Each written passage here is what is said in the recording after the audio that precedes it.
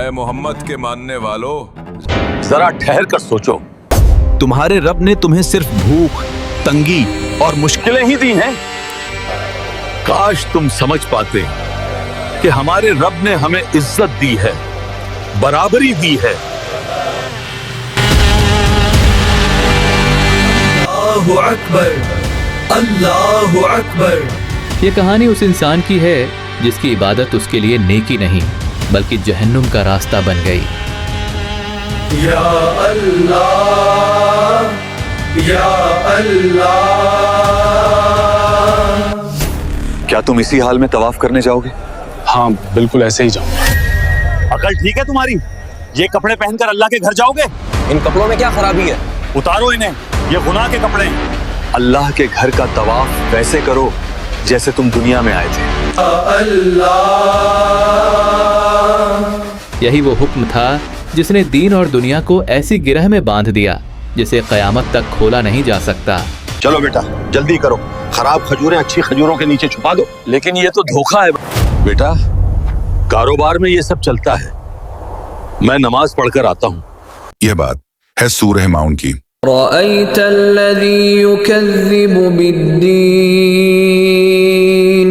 یہ بھی سچ ہے کہ بچپن میں قرآن کی آخری 10 سورتیں یاد کرنے کے باوجود ہم میں سے کتنے لوگ سورہ ماؤن کو بھول جاتے ہیں۔ سعدیہ ذرا سورہ ماؤن سناؤ۔ یا ایھا الکافرون۔ سورہ کافرون نہیں، سورہ ماؤن۔ آج ہماری سوسائٹی میں کتنے ہی مسلمان پوچھتے ہیں اسلام میں دین ضروری ہے یا دنیا؟ ان اسلام دین اور دنیا کو لے کے چلو۔ What is more important, دین اور دنیا؟ کل ایک صحابی بتا رہے تھے کہ سورہ ماؤن میں اللہ اور ان کے نبی نے بتا دیا کہ دین میں ہی دنیا ہے۔ اس کا مطلب یہ ہے کہ دونوں ایک ہی ہیں، اور نہیں تو کیا؟ کیا ہے سور ماؤں کے نادل ہونے کے پیچھے کا واقعہ اور کس طرح یہ سورت ہماری دنیا کو ہمارے دین سے جوڑتی ہے؟ اور سب سے اہم وہ کون سا پیمانہ ہے جس سے پتہ چل جائے کہ نماز اور تہجد کے باوجود کہیں ہم جہنم کا ایندھن تو نہیں بن رہے؟ 3 مہینے ہو گئے، اگر پیمنٹ مل جاتی تو؟ ارے بعد میں بات کرنا، کام ٹھنڈا پڑا ہے۔ دوبارہ کال آئے تو گالی دے کر کاٹ دینا۔ اور سب سے زیادہ امپورٹنٹ، 1400 سال پرانی اس سورت کا آج ہماری زندگی کیا کام ہے؟ ان سب سوالوں کے جواب جانیں گے اس ویڈیو میں۔ علماء بتاتے ہیں کہ سورہ ماؤن اس دور میں نازل ہوئی جب کعبہ کی ذمہ داری ابو جہل، ابو لہب جیسے لوگوں کے ہاتھ میں تھی۔ وہ کعبہ کی دیکھ بھال کرتے، حاجیوں کے حج کا انتظام کرتے، یمن اور شام کے سفر کو مینج کیا کرتے۔ اور ہاں، کچھ لکڑی والوں کو بول کے کعبہ کے دروازوں کی لکڑی ٹھیک کرواؤ۔ اے غلاموں، یاد رہے حاجیوں کی خاطرداری میں کوئی کمی نہیں رہنی چاہیے۔ پانی، قالین اور عطر سب وقت پر تیار ہونا چاہیے۔ But it was all show. In reality, اللہ کے گھر کو سیاست اور کمائی کا ذریعہ بنا دیا گیا تھا۔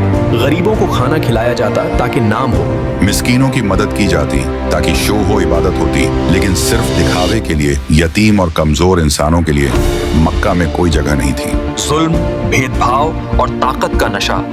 پھر ایک دن وہ ہوا جس نے امیری اور غریبی کی دیوار گرا دی۔ مکہ کی گلیوں میں ایک ننھا یتیم دوڑ رہا تھا، نہ باپ، نہ ماں، نہ سہارا، بس ایک امید کہ شاید آج اس کا حق اسے مل جائے۔ وہ امانت جو میرے پتا نے ابو جہل کے پاس رکھی تھی۔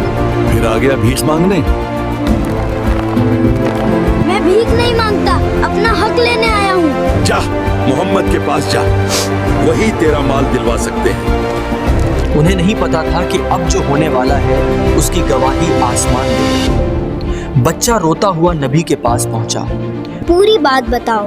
پوری بات سنی اور اللہ کے نبی عام بنا دیر کیے کھڑے ہو گئے۔ اس بچے کا ہاتھ تھاما جسے اب تک ہر کسی نے جھٹکا تھا۔ جب نبی ابو جہل کے سامنے پہنچے تو اس کی ہنسی غائب ہو گئی۔ 3 کا مال لوٹا دو۔ اور بنا کسی سوال، بنا کسی بحث وہ مال واپس کر دیا گیا۔ تم نے ایسا کیوں کیا؟ مجھے لگا کوئی طاقت مجھے مٹی میں ملا دے گی۔ اسی لیے جب سورہ ماؤن نازل ہوئی ہر ظالم کو لگا یہ سورت اسی کے لیے اتری ہے۔